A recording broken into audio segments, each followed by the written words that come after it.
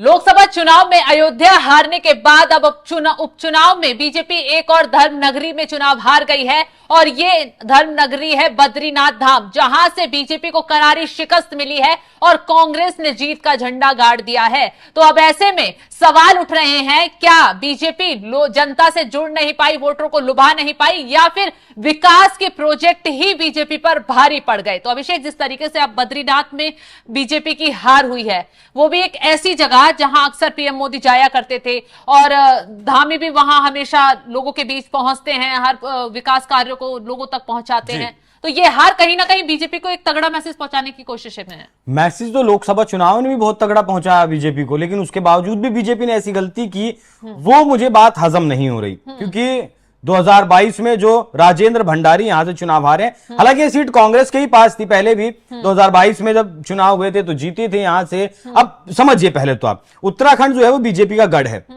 इस बद्रीनाथ की सीट से आपने राजेंद्र भंडारी को टिकट दिया, जो राजेंद्र भंडारी इसी सीट से विधायक थे, कांग्रेस के विधायक थे। 2024 में जस्ट चुनाव से लोकसभा चुनाव से पहले राजेंद्र भंडारी बीजेपी में शामिल हो जाते हैं और अब जब उपचुनाव उस सीट पर होता है तो उन्हें टिकट दे देते हैं, जिससे कि ये लगे कि पहले भी ये आदमी यहां से विधायक था तो अब फिर बन जाएगा। अब यहां थोड़ा सा क्रोनोलॉजी समझिए, गणित समझिए क्यों किया गया।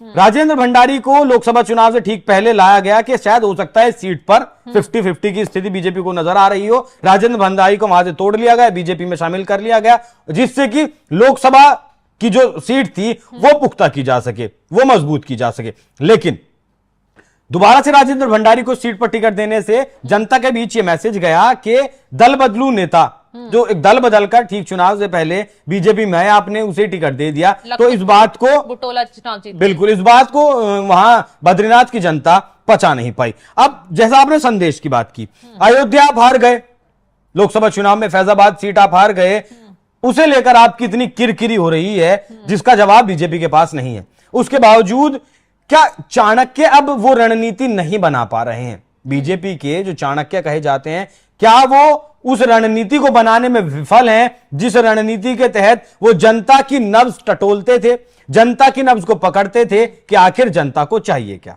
जनता किस मुद्दे पर वोट देगी।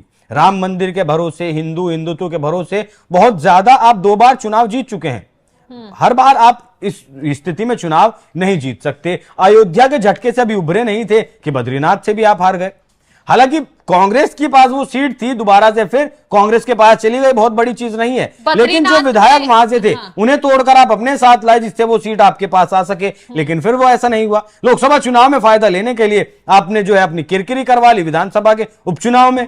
सबसे बड़ी बात, बद्रीनाथ में जो हार का एक कारण रहा है ना, वो संतों की नाराजगी, पुजारियों की नाराजगी भी रहा है, आम लोगों की नाराजगी रहा है। कहा जा रहा है कि जब से बद्रीनाथ में विकास कार्य प्रोजेक्ट आगे बढ़े तो वहां वीआईपी जो दर्शन थे उन्हें ज्यादा कर दिया गया, जिसकी वजह से आम लोगों को रोक दिया जाता था अक्सर। तो इससे पंडा एक समुदाय है वहां, उसने भी खुलकर विरोध किया, वो हमेशा आगे आता रहा, उसने नाराजगी जताई कि आम लोगों के जो दर्शन है वो हो नहीं पाते वीआईपी दर्शन की वजह से, उनके लिए रास्ते रोक दिए जाते हैं। उस प्रदर्शन की कहीं ना कहीं संतों की नाराजगी का भी खामियाजा बद्रीनाथ धाम में उठाना बीजेपी को पड़ गया है। तो ये तो समझना पड़ेगा ना शबनम, अयोध्या में आपने कॉरिडोर बनाया, जिन लोगों के घर टूटे, जमीनें गई, उन्हें आपने मुआवजा उस तरीके से नहीं दिया कि वो अपना घर मकान बना सकें, अपनी आजीविका चला सकें, अपना धंधा सेट कर सकें।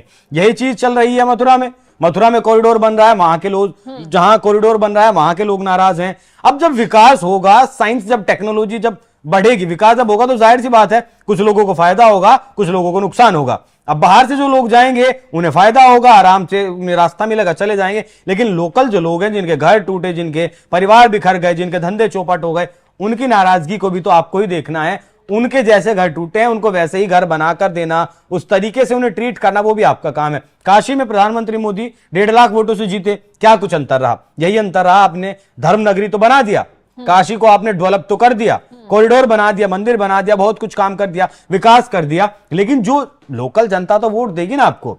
वैश्विक स्तर पर आपने अयोध्या को भी जो है एक सेंटर बना दिया, जिसके केंद्र में, भारत के केंद्र में अयोध्या है, दुनिया में आपने प्रचारित कर दिया, लेकिन वोट तो आपको वहां की जनता ही देगी। कम से कम उसकी जो दिक्कतें हैं, उसकी जो परेशानी है, उसको तो आपको दूर करना पड़ेगा। यही चीज बद्रीनाथ में है।